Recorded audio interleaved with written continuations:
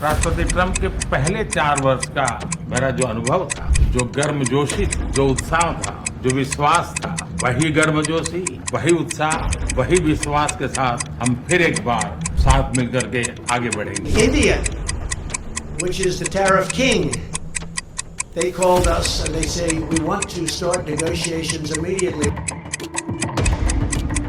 India, very, very tough, very, very tough. Prime Minister just left. He's a great friend of mine, but I said, you're a friend of mine, but you're not treating us right. They charge us 52%. We're not treated very well by India. India has charged basically more tariffs than almost any other country. India was the highest, or just about the highest, tariff nation in the world. They sell a lot to us, but we don't buy from them. You know why? Because the tariff is so high. They have one of the highest tariffs in the world. अब की बार Trump सरकार।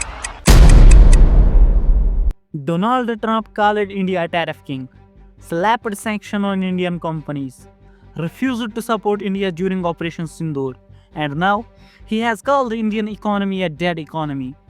So why does Donald Trump, the self-proclaimed deal-maker, is acting like India's enemy? Let us decode the real story today.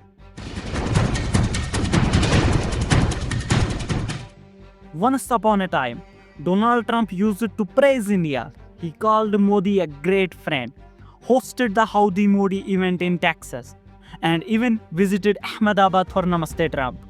The stage was decorated and crowd roared, and their alliance looked strong. But as we know, diplomacy isn't any friendship, it is a business. As the global tide shifted, Trump's tone changed. He wasn't interested in sugar-coated partnerships anymore. What he wanted was a deal that favored America. And when India didn't deliver on trade concessions, Trump struck back. The once hyper strategic partnership started showing cracks. India was still buying Russian arms, resisting American pressure on oil sanctions with Iran, and playing its own game in a multipolar world. Trump didn't like that. He likes loyalty, not neutrality, and from that moment, India was no longer his favorite nation.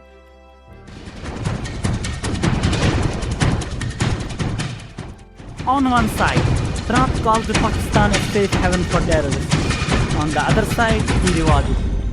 When India was bleeding in Operation Sindoor, did Trump stand by India? No. He offered to mediate between India and Pakistan as if both sides were equal. And worse, he echoed Pakistani claims, suggesting that the 5 Indian jets were down. It wasn't just undiplomatic, it was disrespectful. And today, he is cutting new deals with Pakistan again. Why? Because Pakistan sells obedience. It gives the US access. It plays the game.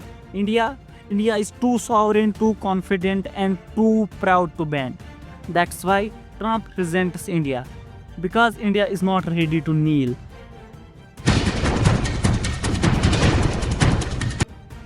And now, in 2025, the hostility has become economic. Trump has returned with sharper tools.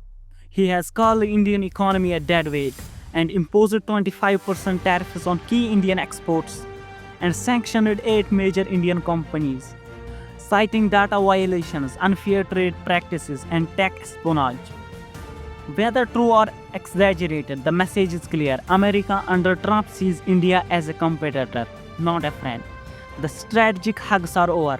Now it is about who controls the tech war, who dominates the energy corridors, and who aligns with whose enemies. And Trump doesn't forget. India refused to stand against Russia. India kept buying Iranian oil, and India is not ready to accept the Trump's deal. It is not any hate, it is just punishment. Trump doesn't like middle powers acting like superpowers. What he wants is allies that obeys, not partners that negotiate. India didn't fit in that model. It wasn't China, it wasn't Europe, and it certainly wasn't Pakistan. It was too proud, too independent, and too stubborn. And in Trump's word, that is betrayal, and that is weakness. That is disobedience. So he hit where it hurts. Economy, diplomacy, and reputation. Maybe India will resist, maybe it will bounce back, but the world should understand. Trump doesn't deal in feelings, he deals in leverages, and right now India has lost it. So, why does Trump hate India? Actually, he doesn't. He hates countries that don't obey. He punishes those who refuse to kneel. And India, with its 1.4 billion dreamers, is refusing to be another Middle Eastern client state. And for Trump, that is the real crime.